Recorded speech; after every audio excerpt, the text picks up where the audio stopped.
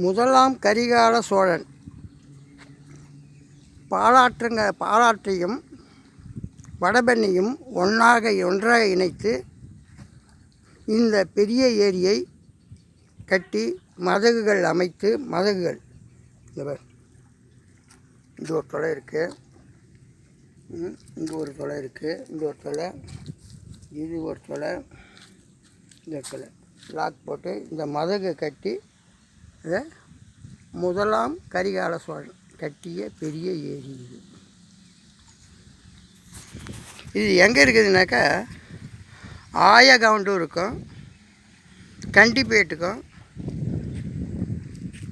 சேர்க்காட்டுக்கும் கரிகரி மலை இது மத்தியில் அமைந்து உள்ளது.